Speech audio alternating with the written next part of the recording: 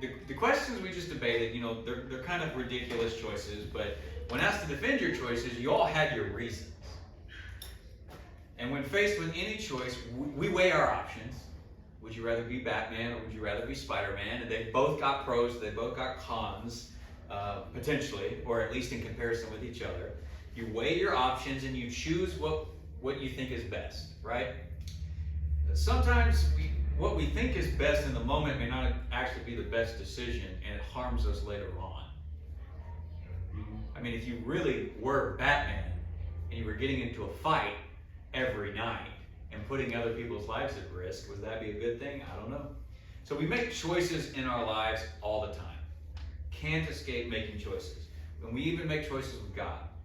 And whether we choose to follow Him or we choose our own way, when it comes to our screens, God is wanting to guide us on how to use them.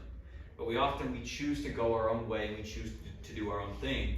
And instead of actually trusting God when we're confused, when we're unsure, or when we're running on empty, we just turn to our screens to find the answer. And we go from watching our screens to worshiping our screens. So here's what we're going to break down tonight. The thing is, because we are idolaters, each of us gives more worship to our screens than to our God. We're going to talk about this tonight. We're going to talk about this next week. So this is only kind of the first half, a bit of an introduction, and we'll follow it up with a bit more questions next week. So if you didn't bring your Bibles, which those of you who did, great job, y'all. Appreciate that. But if you didn't, there is one underneath your seat. I switched out the ESVs with the New Living Translation. The New Living Translation is easier to read. It's a little bit less formal than the ESV that we were using last week and everything. So I think this will be a little bit more helpful in this context. Turn to Romans chapter 1, verse 18, right here up on the screen. I've got the text up here in the New Living, just in case anybody's using a different translation. I normally use the NIV, but what I'm going to start doing is I will have my NIV copy, but I will put New Living Translation on the screen. I won't always put verses on the screen, but I will start putting the NLT on the screen, okay?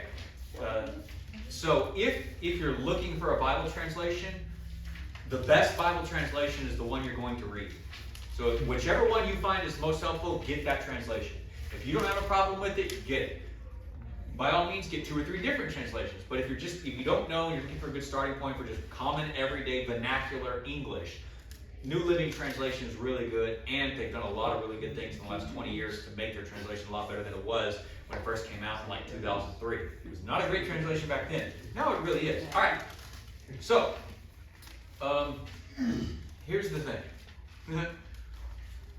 You and I are idolaters. And we know this because of passages like this. So let's read this out loud. Someone read just verses 18 through 20. But God shows His anger from heaven against all sinful, wicked people who suppress the truth by their wickedness. They know the truth about God because He has made it obvious to them. For ever since the world was created, people have seen the earth and sky. Through everything God made, they just can, right? Yes, just can. Okay, can clearly see His invisible qualities, His eternal power and divine nature. So they have no excuse for not knowing God. Okay. Thank you, Logan. I appreciate that. However, it dawned on me as we were coming close to that since you don't have the mic on, you may not get picked up there. So I'm just going to read this whole passage again, and we'll have to figure out a slightly different tactic for when everybody else is reading in the future. But for tonight, I do appreciate you reading that. I'm going to go ahead and start back from verse 18 just so it's on record for anybody watching at home. It's on the screen, but maybe you can't hear it. So it says this: But God shows His anger from heaven against all sinful, wicked people who suppress the truth by their wickedness. They know the truth about God because He has made it obvious to them. For ever since the world was created, people have seen the earth and sky. Through everything God made, they can clearly see His invisible qualities, His eternal power and divine nature. So they have no excuse for not knowing God. Yes, they knew God, but they wouldn't worship him as God or even give him thanks. They began to think up foolish ideas of what God was like. As a result, their minds became dark and confused. Claiming to be wise, they instead made themselves utter fools. And instead of worshiping the glorious, ever-living God, they worshipped idols, made to look like mere people and birds and animals and reptiles. So God abandoned them to do whatever shameful things their hearts desired. As a result, they did vile and degrading things with each other's bodies. They traded the truth of God for a lie. So they worshipped and served the things God created, instead of the Creator himself, who is worthy of eternal praise. Amen. So, this passage right here is summarizing a lot of Old Testament context, right? Paul is the author. He's writing to the church at Rome, wherever it is he's writing from. He's a long way away, and he's hoping at some point that he's going to be able to make the journey all the way to Rome. He doesn't know the church at Rome. He didn't plant that church, so he writes this long letter to them as means of introduction, as means of explaining some very important theological points. And this is the beginning of this letter proper, right? All of his greeting is like up to verse 17. His thesis statement is kind of verses 16 and 17. And then he just starts unpacking it, and he says, hey, the thing you Romans need to know is that you're idolaters. Everybody is. Everybody on earth is not merely a sinner, but sins by worshiping idols, by placing the creation above the Creator. And it flips the world upside down, and as such, they have become stupid. Bad thinking results from idols. This is all the stuff that we're going to break down as we go this week and continue on next week. Any questions with that concept? Is anything unclear about that before I continue? Okay. Now, I do want to add this just for the record, because not a lot of people know this. This is something just to kind of hint at with where we're going to be on Sunday mornings starting in February. You know, in February, we're going to start going through what is the Bible and how do I read it, right? And we're going to learn to read the Bible as a story. The Bible is a story about God as the Creator and a bunch of rebellions that happen before God starts actually redeeming and then recreating things to be the way that He wanted. And so much of that is stage setting in Genesis 1 through 11. So I've been telling you, you need to just read the book of Genesis, all right? And you could focus on just the prologue in Genesis, which is chapters 1 through 11. You get creation, rebellion, and then you get Genesis 12, where God actually starts actively doing something about it in terms of redemption. But it is in Genesis 11 where God essentially does, verse 24, God abandoned them to do whatever shameful things their hearts desired. They wanted idols, so God in chapter 11, in the Tower of Babel, which maybe you've heard of that story, right? That's where God says, fine, if you guys want idols, go get idols. You will not be my people anymore.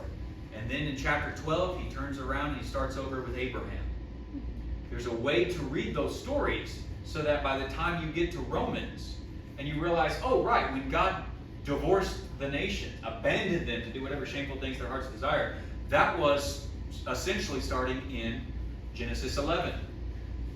So I'm throwing that out there to put it in your minds, because as we start on Sunday mornings in February, we're going to circle back to this idea and come back to this passage. So that's a little bit of an extra freebie. All right. Here's the principle of Romans 1. A principle.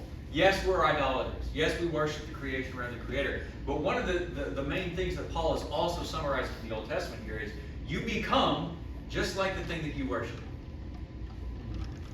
And this begs a question. Well, actually, it does. We'll get to the question. I'm getting ahead of myself here. So, you become like the thing that you worship.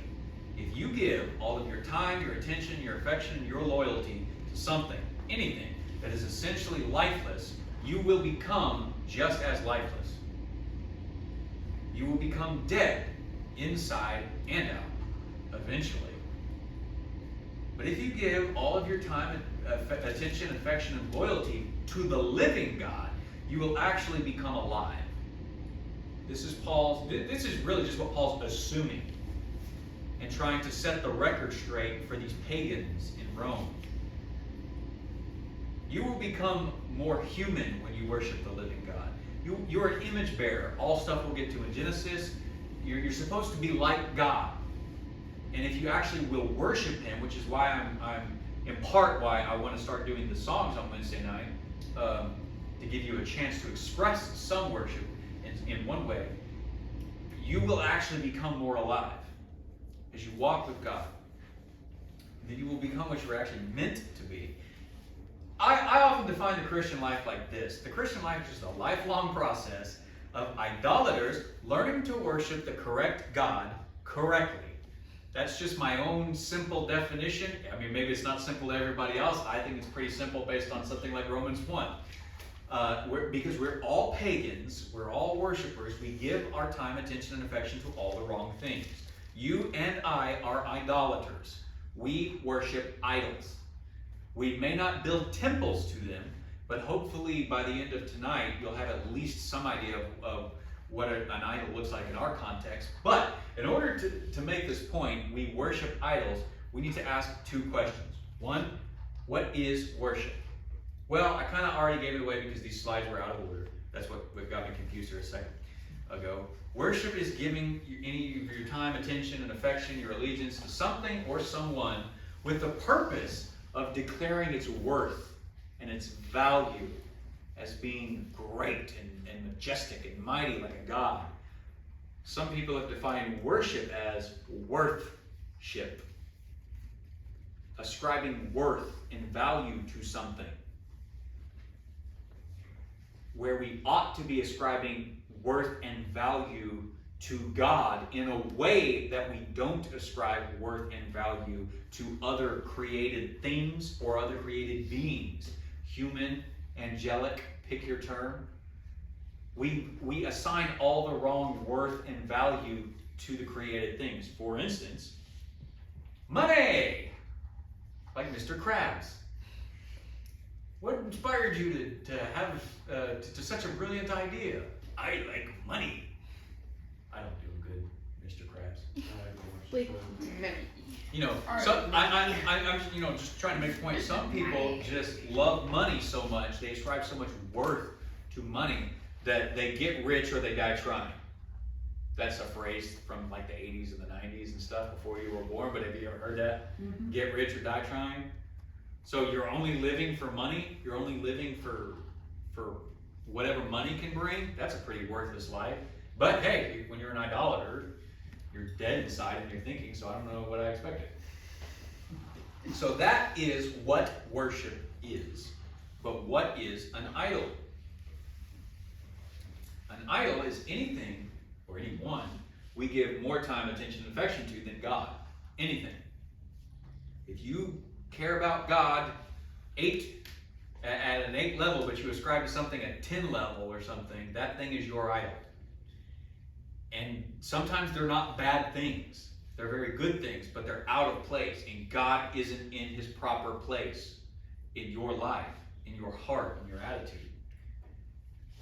It's any part of creation we act as more worthy than the Creator. That's what an idol is in the most simple terms. Here's a couple of examples. You got social media. You've got the social media influencers. And they are essentially the new form of American Idol. American Idol came out in like 2000, 2001, so before some of you guys were born. And the whole goal was to have America like fall in love with you and vote for you, and you get a recording deal and stuff. But as the singing sensations have faded and social media has essentially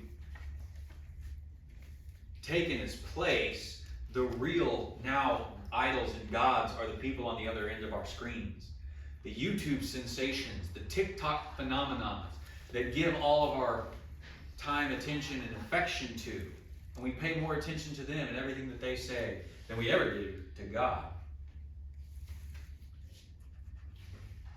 But idols are just substitutes for the real God. Substitutes for real life and real living. Substitutes for how God made things to function in this created world. You weren't actually made to worship and give your time and attention to those things. You weren't made for idolatry. You were not made to have the relationship to the moon and the stars that an idolater who worships the moon and the sun as gods has. You were not meant to look at the creation and say, this is good, let's worship it. You were meant to look at the creation, going back to Romans 1, and say, this is good, the Creator is worthy. But we get stuck in that middle of the road.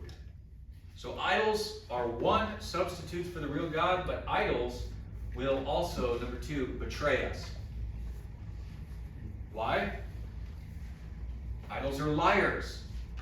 As a substitute is one word. A liar is a better word, a stronger word. They're just pretending to be the real God, the real thing. They promise you life. They promise you hope in the future. They can't give it to you. They can only give you, remember back to our discussion on dopamine at the end of our time in December. They can just give you quick hits of affection and love and pleasure that make you feel like you're actually in a good state of mind, but they're slowly draining the life out of you because they're liars. They promise life. They promise to give complete, fulfilling life, but they can only take your life away. Destroy the quality of your life, step by step. Idols separate you from Jesus, the source of life, instead of connecting you with Him. An idol cannot connect you with Jesus. That's something an idol cannot do. Anything in creation potentially can connect you with Jesus, but if you idolize the creation, it will block you from connecting with Jesus until you actually deal with it. See, here's the thing. The idol of the internet makes the promise that it will give you connection. Instead, it disconnects us from real life relationships, right? So our culture is becoming increasingly lonely because we're disconnected from other people. You guys are growing up in a time where you don't even know what it's like not to have the internet at your beck and call every moment of every day. When you're at home, when you're at church, when you're at school, if you have a phone, when you're in between all of these other places, you are connected to everybody else on the planet that also has those devices through the internet. And yet, we are more and more unhappy. We are more and more socially anxious because we don't know what it's like to grow up not looking down at a screen. Actually having to look up and talk with people would connect you, would engage you, would develop skills in relationships and friendships that would make you feel connected. But when the God in your pocket offers to do this for you, and you look down and you pay only attention to it, you worship whatever it says on the screen, and it's like, yes, yes, yes, unless it can actually connect you to a person on the other end, you're screwed. You're disconnected from people. And that disconnection results in things like brokenness, depression, anxiety, and ultimately death. I mean, just think about it. The brokenness, families, divorce is been on the rise for like 60 years, and 40 of that was before the internet. The internet has been around since, roughly the 90s, and hasn't really, I remember a time before the internet was around, but it got turned on when I was 4 or 5 or something, and it wasn't an everyday thing. Now it is. So I remember what it was like before that. And so, it affects all relationships. So I mean, you just take the brokenness of idol worship and apply it in family settings, and it tears families apart because they lose the ability to actually sit in a room and talk. It tears apart your ability to make friends and new relationships because you don't know how to walk in to a room without your screen and actually just talk to people and introduce yourself and meet new people. I mean, some of you are going to be able to practice that during Disciple Now this weekend. Depression has increased in our culture like never before. There's a statistic that I don't have up here that 3 hours or more of screen time a day makes you exponentially more prone to developing depression. And I don't know how much it jumps up, but one of the things that you can go back and do is look at your screen time and say, am I spending 3 hours or more total between watching TV, between watching YouTube, between talking on my phone, between looking at Facebook, Instagram, TikTok? Am I spending 3 hours or more a day on my screens? Because if so, as your life goes on, you get older and you're stuck in those habits. Your broken relationships or your broken ability to make relationships, strong, worthwhile relationships, will actually cause your depression to go up. There's a connection between all of this. And limiting your screen time to 3 hours, but less than 3 hours, I should say, a day, as much as it depends on you, is going to be very, very helpful in your development. Mentally, emotionally, psychologically, and ultimately, eventually, spiritually in your walk with the Lord. Out of the depression, the anxiety shoots up, and anxiety just steals joy, it steals peace, because we just don't know how to be in a room with other people without freaking out and running away, or without using our screens as a buffer. And the death rates in America, like suicide, is just on the rise like crazy, right? So the idol of the internet promised that we were going to be connected and happy like never before. But instead, all of the wrong things are resulting in our lives. And it's important to have these discussions now with you guys at your age, because you've never grown up unconnected. And you can use the internet, you can have the internet, you can it's not a problem to have any of that in your life. It's just a problem to what degree is it in your life? What way are you using it in your life? Is it an idol, or is it just another tool? Very different things. American idolaters, we try to answer the problem of disconnection by doing things like we throw pills at the problem. I mean, pharmaceutical sales are just constantly trying to say, oh, you're depressed. Here, take an antidepressant. You're feeling anxious? Take an anti-anxiety medicine. And it's not like any of that's bad, but their approach is, you're just a clump of cells. You're just a physical being. So here's a physical solution. And as time goes on, we realize that's not really helpful, because you are more than just a physical being. You have a non-physical existence. Yes, a lot of this stuff is connecting in your brain, but actually you don't need to just throw pills at it. What you need to do is develop the relational skills. Now, you can use anti-anxiety medicine to help kind of calm and even you out as you're developing the skills, but I think ultimately the plan will always be to wean you off the medication and develop the skills so that you can go into a room without feeling anxious and to live your life without feeling depressed.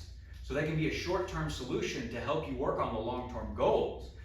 But most of the time these days you go to a psychiatrist, and because their belief is mistaken that you're just a physical being, they will offer you just a physical solution and nothing more. But you can actually take control of your life and your choices so that you deal with and face depression, anxiety, idolatry within yourself.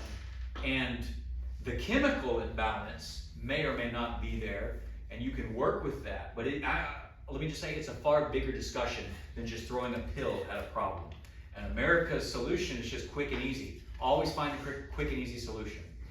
it's quicker and easier to say that you're just a clump of cells, you're just a physical being. We don't want to talk about the metaphysical world or anything. We don't want to talk about God or spirituality or your heart, because those are big questions, and we don't want to think about that. So let's just throw pills at the problem to solve it, and it's not working. And it's actually just deepening all of the brokenness, depression, anxiety, and ultimately death. It's just another idol that they're using to fight the problem. But you can't save yourself from a cheap substitute for life by turning to another cheap substitute. It doesn't work that way. You can't fight an idol with an idol. You must actually acknowledge, I'm giving too much time, attention, and worship, worth, and value to this thing that I'm paying attention to 3 hours a day, 2 hours a day, while acknowledging I'm not giving God but about 30 minutes a day. And you're going to have to start pushing the scales and spending time doing different things to push those scales so that the scales are proper and God gets the honor and the glory first, and then you can properly use all the things in creation that He's given you to use for your own good, for our own blessings, and so that we actually use it to honor Him. But it's a vastly different thing than just saying, I really don't care where the chair came from. The chair itself is great and good and glorious. I'll just worship the chair. Ta-da!